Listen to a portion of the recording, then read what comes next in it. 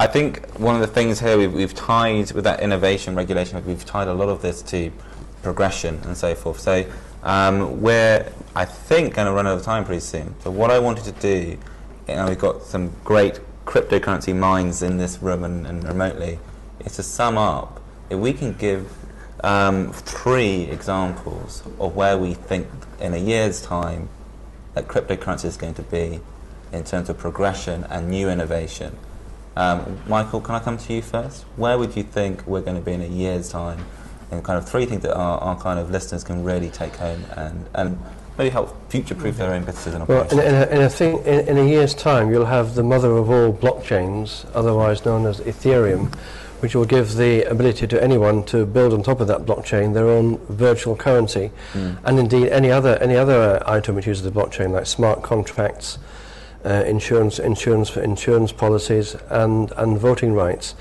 So that means that anybody can, at the moment, if you want to create your own cryptocurrency, like Mastercoin, they had a very large endowment, I think something of the order of $3 to $5 million, believe it or not, just to create Mastercoin. If you were to create your own cryptocurrency today, in September, when it's mooted that the new blockchain will be announced or made, it will cost you $50,000. That means that different groups, different companies, even different countries can create their own virtual parallel currencies.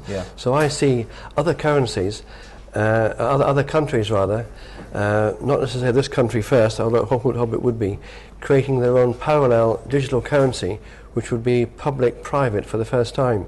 Why shouldn't money be privatized? Everything else has been. At the moment, money is entirely issued only by the public sector and by the banks, which are controlled by the government.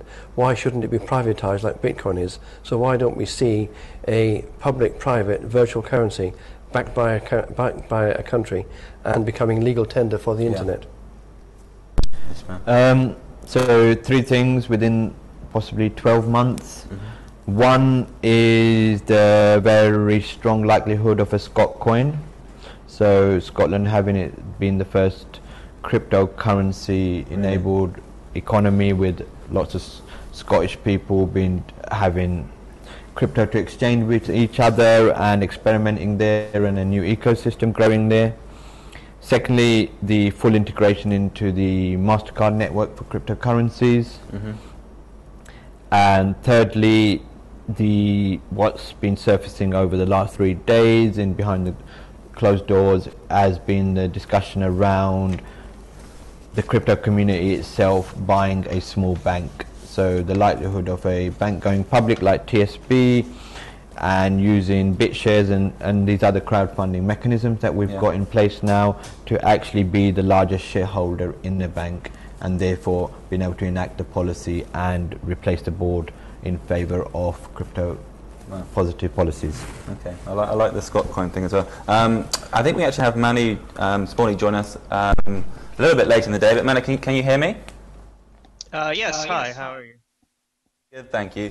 We just had a great kind of discussion about kind of the kind of replacement of the old system with the new system into the cryptocurrency. We've had a really interesting discussion about innovation and regulation. I'm just trying to actually wrap things up, so apologies you couldn't have joined us before. But the question I'm asking everybody is, if you could say 3 progressive innovations, 3 things that people don't have on their radar really at present, in a year's time, what's going to happen with cryptocurrency? I put you on the spot a little bit there. I know you joined late, but is that something you can speak to? I can't give you a quick overview. I think the space is very complicated. I think the biggest problem with the cryptocurrency space as it stands right now is the entire community, or rather all of the communities, are kind of innovating very quickly. They're going their own direction, and there's not a lot of cross-pollination between at least the cryptocurrency communities and, for example, world governments and standardization bodies. Now, I know that this is something that many of the Bitcoin and cryptocurrency companies would disagree with. But when you sit down with banks and regulators and the standards bodies like the World Wide Web Consortium and the Internet Engineering Task Force, there's very little cross-pollination there. So I think my hope is that over the next couple of years, we will find some kind of common ground as far as cryptocurrencies are concerned, so that we can start creating true worldwide standards, rather than each community, taking the gold rush model and thinking that they're going to be the final winners. All the cryptocurrency communities kind of working with one another to figure out what are the basic building blocks here, what can we standardize and build on top of. Thank you very much, Manu. Michael in San Francisco, we seem to have agreed on quite a lot of these things. We're and kind of trying to get to that kind of, I guess, cross-pollination that Manu's talking about. So with that in mind, do you feel the same? And what would be your 3 bigger things people to watch out for in a year's time of cryptocurrency? Yeah, I think that was just to comment first on Ismail's thing about a bank for Bitcoin. I think it's very good, but I think it's also important to understand how the banking network works, because a lot of people from the outside thinks that banking, once you have a bank, you essentially have an internet of money, but you don't. Each bank approves transfer from another bank, and if you're close to banks, you figure out that a lot of banks are actually in bad standing. For example, banks on Cayman Islands and other places, you might be able to use them, but it's pretty hard to get money in and out and transfer it around the world, because they're known to launder money. And so I think the problem with a Bitcoin bank would really be that no other bank would trade with it. So that would be an issue. Okay, so jumping back to the three things I've written down here is essentially, I think what people see over the next year is that people see that some of the exchanges out there, I hope ours as well, will be recognized as being so well regulated and so much progressive on the regulatory scene and everything. So we don't be welcomed by the existing community. So we'll really see, for example, investors take up Bitcoin as something you use. This will mean an explosion of the price, of course, because the only way you can enter this landscape is by buying Bitcoins. So I think that's what we are going to see over the next year as one of the things. So simply an endorsement by the existing finance world, and it starts not with on retail. It will start on a much higher level. The next thing is an altcoin explosion. We're already experiencing that one, and everyone is concerned about it. To some extent, I'm also concerned, but I think we'll continue to see an altcoin explosion. And 1 year is too short to have a conversion, because we'll not have one Ethereum to rule them all. We will have like 10 Ethereums to rule them all, and there's all kind of different projects popping up there now, with a lot of venture capital, a lot of good, intelligent guys with a lot of history that are doing these things. So it's very hard to see where we will land in a year. I don't see a conversion in a year. I think it will take longer. The last thing is I think that's a positive thing, because we have to be true to ourselves. And Bitcoin today it's a good technology, but it will not scale 100 times as from what it is today. So we need to work on scalability solutions, and a lot of them are already in the works. They are being worked on, and there's 2 things that are needed there on the technology side, and scalability solutions and better solution for micropayments, because as it is today, you will also with Bitcoin die in fees if you try to do micropayments in the traditional way that you do a transaction with Bitcoin today. So there's solutions for that, but they haven't really been implemented and deployed. But I think we will see that over the next year. So if we're a bit positive, we could see a bigger newspaper starting to adopt Bitcoins as a micropayment, or another side, even the porn industry could start to adopt it, and that would be, in my view, greatly positive news, because that would bring us a good monetizing scheme for doing Bitcoin on the internet. So I think that's essentially the 3 points. Thank you very much. I just wanted to clarify. So the approach that's been discussed is a lot more nuanced, and it's going through the basis of the activist investor Khan in the US, who purchases a significant share in companies and then is able to influence the policy of the company.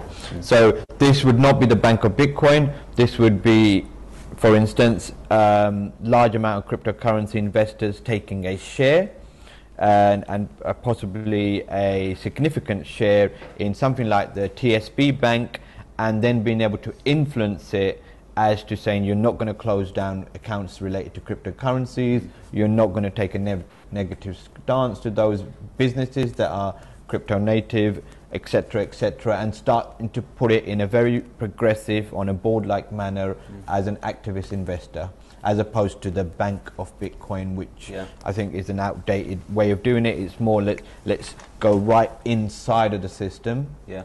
And as I said, I mean, this correspondent banking model and how clearing is done, we've got a challenger come in the way of Ripple, and we're going to have Swift more open to not close out banks that are doing cryptocurrencies. So it's similar to what we're talking about with the regulation. Look, we can take some good examples, but we have to work with the new kind of bank in cryptocurrency, create something that really works, and there's some very serious money behind it, some serious minds behind it as well. So we can perhaps all take some positivity from that. Ismail, as you've had a chance to have a last word, Michael, would you like to say anything else before we wrap up?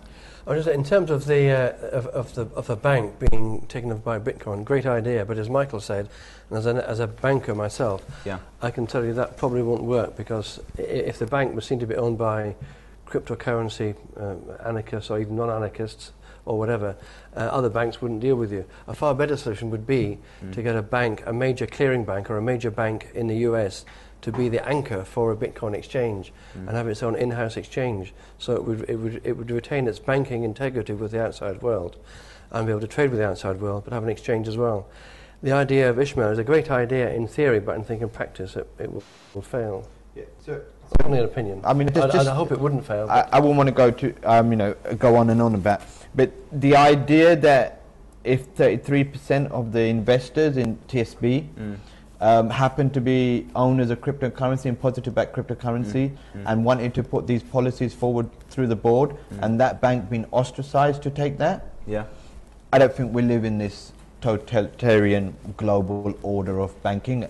Having been meeting bankers all last week, I think they're positive people. I think they absolutely love cryptocurrencies. I think they love the underlying technology of blockchain, and they're with open arms ready to embrace it. So this idea that it's cryptocurrencies v banks is an absolute red herring. I don't think there's any basis for this. I would like to see, there's accounts that are closed because they don't follow the AML or the KYC, but every banker I speak to and every bank I speak to is a complete positive outlook. You have the likes of possibly like Lloyd's, which is a really frightened individual bank that hasn't really got a proper management structure there.